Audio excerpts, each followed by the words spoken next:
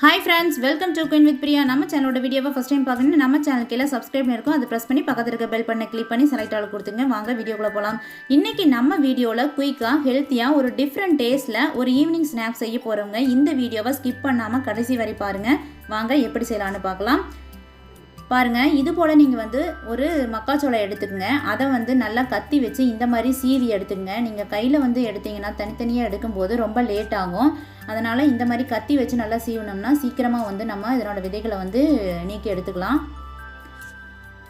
இதுல ஒரு 4 ஸ்பூன் அளவுக்கு மட்டும் முழு விதைகளை நீங்க தனியா எடுத்து வச்சுக்கோங்க. பாருங்க, இது போல் நீங்கள் விதைகள் மட்டும் தனியாக எடுத்து வச்சுக்கோங்க. ஒரு மிக்சி ஜார் எடுத்துக்கங்க. நம்ம எடுத்து வச்சிருந்த மக்காச்சோளத்தை நம்ம இதில் சேர்த்து கொரகொரப்பாக அரைச்சி எடுத்துகிட்டு வந்துடுங்க. ரொம்ப நைஸாக அரைக்கக்கூடாது. ஒரு சுத்து இல்லைன்னா 2 சுத்து மட்டும் விட்டுக்குங்க. இதில் 2 பெரிய வெங்காயத்தை நீல வாக்கில் கட் பண்ணி சேர்த்துக்குங்க.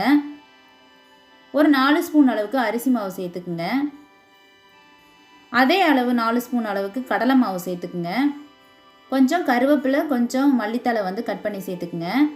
ஒரு பெரிய பச்சை மிளகாயை சின்ன சின்னதாக ரவுண்டாக கட் பண்ணி சேர்த்துக்குங்க. இப்போ நம்ம எடுத்து வச்சிருக்கிற அந்த 4 ஸ்பூன் மக்காச்சோளத்தை இப்போ சேர்த்துக்குங்க. ஒரு 1/4 ஸ்பூன் அளவுக்கு மஞ்சள் தூள் சேர்த்துக்குங்க. 1 ஸ்பூன் அளவுக்கு மிளகாய் தூள் சேர்த்துக்குங்க. காரம் அதிகமாக வேணும், இன்னும் கொஞ்சம் சேர்த்துக்குங்க.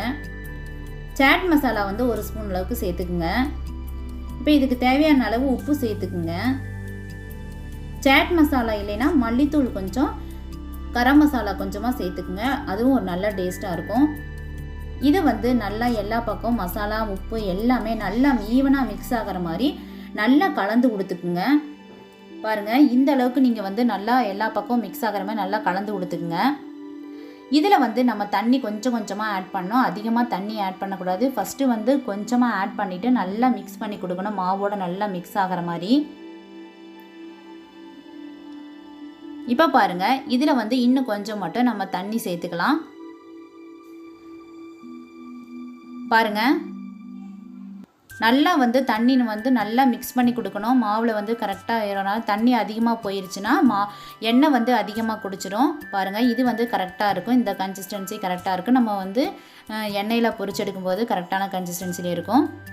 இப்போ ஒரு பேன் எடுத்துக்கங்க. அதில் எண்ணெய் சேர்த்து மீடியமாக இருக்கிற மாதிரி ஹீட்டில் நீங்கள் சூடு பண்ணிக்கங்க.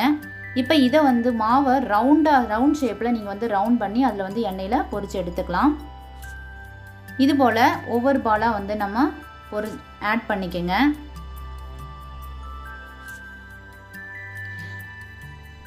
ஃப்ளேம் மீடியம் ஃப்ளேமில் இருக்கணும். ஹை ஃப்ளேமில் வச்சிட்டிங்கன்னா எண்ணெய் நல்லா சூடாயிரும்.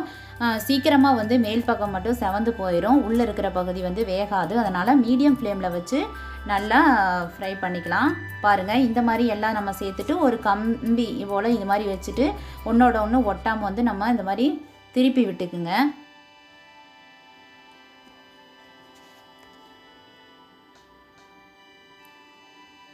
பாருங்கள், இதனோட கலர் நல்லா சேஞ்ச் ஆகி வந்துருச்சு. இப்போ பாருங்கள், நல்லா வெந்துருச்சு. இதை நம்ம ஒரு கரண்டி வச்சு நம்ம இதில் எடுத்துடலாம். பாருங்கள், சூப்பராக நம்ம கலர்ஃபுல்லாக பார்க்கும்போதே சாப்பிடாங்கிற ஓரளவுக்கு ஒரு டேஸ்ட்டாக ஒரு கிறிஸ்பியாக நமக்கு ரெடி ஆயிருச்சு. இப்போ இதை எடுத்துடலாம். மீதம் இருக்கிற மாவையும் நம்ம போட்டு பொரித்து எடுத்துக்குங்க. இது ரொம்ப குயிக்காக ஒரு 10 நிமிஷமே அதிகம், அந்த அளவுக்கு குயிக்காக நம்ம செஞ்சிடலாம். இப்போ இது ஒரு பிளேட்டுக்கு ட்ரான்ஸ்ஃபர் பண்ணிடுங்க. இது போல் நீங்களும் செஞ்சு பாருங்கள். குழந்தைகள் ரொம்ப விரும்பி சாப்பிடுவாங்க. ஒரு ஹெல்த்தியான ஸ்நாக்ஸும் கூட. ஒரு டீ வைக்கிறதுக்குள்ளே நம்ம இந்த ஸ்நாக்ஸ் நம்ம ரெடி பண்ணிடலாம். நீங்களும் இது போல் செஞ்சு பாருங்கள். உங்கள் எக்ஸ்பீரியன்ஸை என் கூட கமெண்டில் ஷேர் பண்ணுங்கள்.